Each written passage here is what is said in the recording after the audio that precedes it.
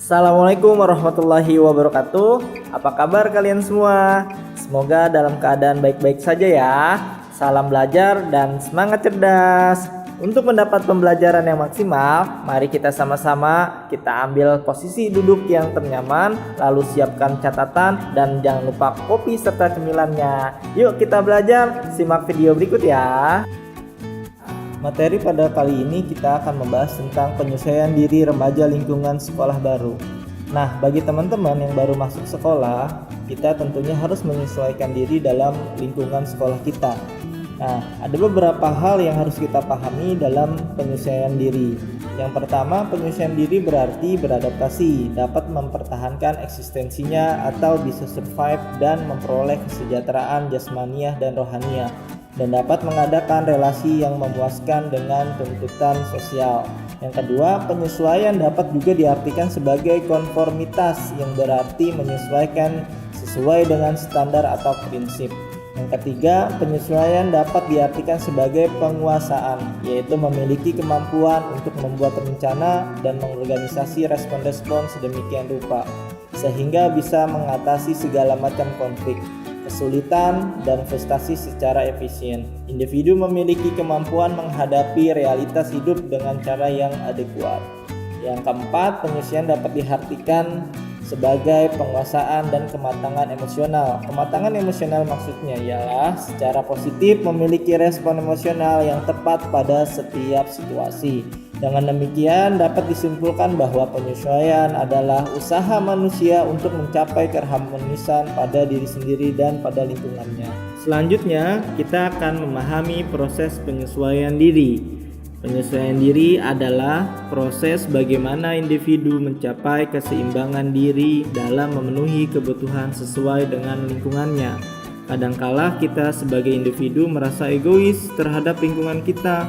Kita ingin dimengerti oleh lingkungan kita, tetapi kita tidak mau mengerti lingkungan kita bersikap dan berperilaku itu seperti apa dan bagaimana. Individu dikatakan berhasil apabila dalam melakukan penyesuaian diri ia dapat memenuhi kebutuhannya dengan cara-cara yang wajar, atau apabila dapat diterima oleh lingkungan tanpa merugikan atau mengganggu lingkungannya. Nah, itu adalah proses penyesuaian diri kita terhadap lingkungan. Setelah kita memahami proses penyesuaian diri, mari kita simak untuk memahami karakteristik penyesuaian diri. Nah, dalam hal ini ada beberapa ciri dalam karakteristik penyesuaian diri. Yang pertama, tidak menunjukkan adanya ketegangan emosional. Yang kedua, tidak menunjukkan adanya mekanisme-mekanisme psikologis. Yang ketiga, tidak menunjukkan adanya frustasi pribadi. Yang keempat, memiliki pertimbangan rasional dan pengarahan diri. Yang kelima, mampu dalam belajar. Yang keenam, menghargai pengalaman. Dan yang terakhir, bersikap realistik dan objektif. Itulah ciri-ciri dari karakteristik penyesuaian diri. Dalam melakukan penyesuaian diri secara positif, individu akan melakukan dalam berbagai bentuk. Antara lain, 1. Penyesuaian dengan menghadapi masalah secara langsung. Dalam situasi ini, individu secara langsung menghadapi masalah dengan segala akibat-akibatnya.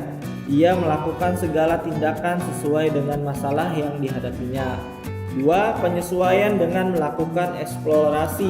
Dalam situasi ini, individu mencari bahan pengalaman untuk mendapatkan, menghadapi, dan memecahkan masalahnya. 3. Penyesuaian dengan trial and error atau coba-coba.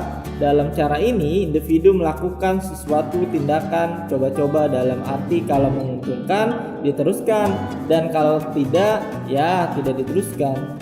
Yang keempat, penyesuaian dengan substitusi. Jika individu merasa gagal dalam menghadapi masalah, maka ia dapat memperoleh penyesuaian dengan cara mencari penggantinya.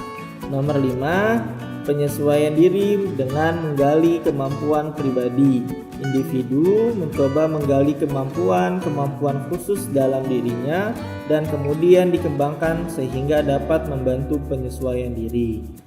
Yang keenam, penyesuaian diri dengan belajar. Dengan belajar, individu akan banyak memperoleh pengetahuan dan keterampilan yang dapat membantu menyesuaikan diri.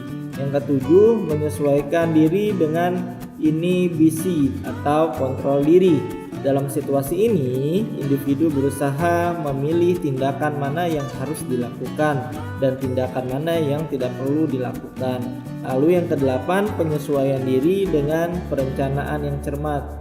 Dalam situasi ini, tindakan yang dilakukan merupakan keputusan yang diambil berdasarkan perencanaan yang cermat. Lalu kali ini kita akan memahami faktor-faktor yang mempengaruhi proses penyesuaian diri. Secara keseluruhan, kepribadian mempunyai fungsi sebagai penentu primer terhadap penyesuaian diri. Penentu tersebut berarti faktor yang mendukung, mempengaruhi, atau menimbulkan efek pada proses penyesuaian. Secara sekunder, proses penyesuaian ditentukan oleh faktor-faktor yang menentukan kepribadian itu, baik internal maupun eksternal. Penentuan-penentuan tersebut dikelompokkan sebagai berikut. Yang pertama, kondisi jasmaniah yang meliputi pembawaan, konstitusi fisik, susunan saraf, kelenjar, sistem otot, kesehatan, dan sebagainya. Yang kedua, perkembangan dan kematangan, terutama kematangan intelektual, sosial, moral, dan emosional. Yang ketiga, penentu psikologis yang meliputi pengalaman, belajar, kebiasaan, determinasi, frustasi, dan konflik. Kondisi lingkungan terutama rumah, keluarga, dan sekolah. Yang kelima, penentuan kultural dan agama. Itulah faktor-faktor yang mempengaruhi proses dari penyesuaian diri individu terhadap lingkungannya. Nah, tips untuk cara menyesuaikan diri di sekolah bagi teman-teman yang baru masuk sekolah, yang baru masuk dan mendapati lingkungan baru, maka inilah tips yang harus kalian pahami untuk penyesuaian diri kalian terhadap lingkungan sekolah. Yang pertama, pelajari situasi. Penting dan perlu kalian perhatikan pertama yaitu sebelum masuk sekolah, belajar untuk mengenal lebih dekat lingkungan sekolah, baik letak geografis sekolah, arah perjalanan dari rumah ke sekolah, lingkungan sekitar sekolah, dan sebagainya. Anda biasakan untuk mengenal situasi baru dan beradaptasi di dalamnya. Anda tidak perlu takut pada situasi yang baru, pastikan Anda aman berada di lingkungan sekolah tersebut. Jika Anda aman dan merasa nyaman, maka proses pembelajaran akan jauh lebih menyenangkan. Lalu yang kedua, berbaik sangka.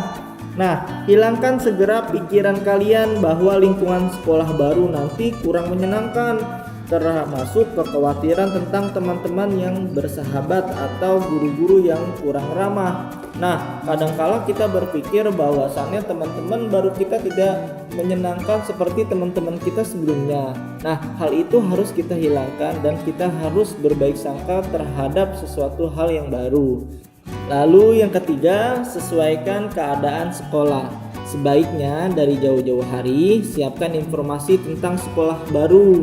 Nah, kalian bisa men-searching di Google atau di internet tentang sekolah kalian yang kalian tuju, baik tentang peraturan sekolah ataupun kebiasaan guru-gurunya mengajar. Ketika ditetapkan peraturan kegiatan sekolah dengan di rumah, misalnya sesuaikan jadwal bangun dengan jadwal masuk sekolah. Selain itu, kalian harus bisa menyesuaikan jarak tempuh rumah dengan jarak tempuh sekolah agar sekolahnya tidak terlambat. Lalu yang keempat, mengetahui aturan-aturan sekolah. Nah, segera kalian sadari bahwa masuk sekolah baru berarti memasuki tempat yang telah mempunyai aturan. Peraturan sekolah bisa saja berbeda dengan sekolah sebelumnya. Ikuti dan patuhi peraturan yang ada. Lalu yang ketiga, mengikuti MOPD. Mengikuti MOPD sangat penting bagi kalian. Masa orientasi sekolah adalah salah satu masa yang bisa dimanfaatkan untuk mengenal lingkungan sekolah. Pada kegiatan tersebut akan diperkenalkan siapa saja elemen lingkungannya seperti kepala sekolah, guru-guru, staf tata usaha, peraturan yang berlaku, kegiatan formal sekolah yang wajib diikuti, dan kegiatan ekstrakurikuler yang bisa dipilih setiap siswa, dan sekaligus momen yang bisa digunakan untuk mengenal teman baru atau kakak kelas baru kalian. Yang keenam, kenali dan hormati guru. Nah, kalian harus kenali dan hormati kepada guru yang ada. Lalu bagaimana cara beradaptasi dengan guru? Guru adalah orang tua saat di sekolah, sehingga perlakuannya layak sedang berhadapan dengan orang tua di rumah. Selain itu, guru adalah individu-individu yang mempunyai karakter yang berbeda-beda. Bertanya kepada kakak kelas apa yang tidak disukai oleh guru-guru di sekolah sehingga bisa diantisipasi terlebih dahulu. Pada dasarnya, setiap orang senang diperlakukan dengan baik serta dihargai sesuai porsi dan perannya. Sebagai siswa atau peserta didik, membiasakan diri untuk bertutur kata sopan dan bersikap santun terhadap guru-guru. Hal ini dapat membuat guru-guru merasa dihargai. Jangan ragu untuk menyapa dan memberi salam setiap guru yang berpapasan. Lalu yang ketujuh, menghargai sesama. Siapa yang menanam kebaikan maka akan mendapatkan kebaikan pula. Begitu juga siapa yang menghargai orang lain maka akan dihargai oleh orang lain. Kalimat itu harusnya kalian ingat dan kalian terapkan. Selama bisa saling menghargai dan menghormati teman baru, maka tidak perlu takut.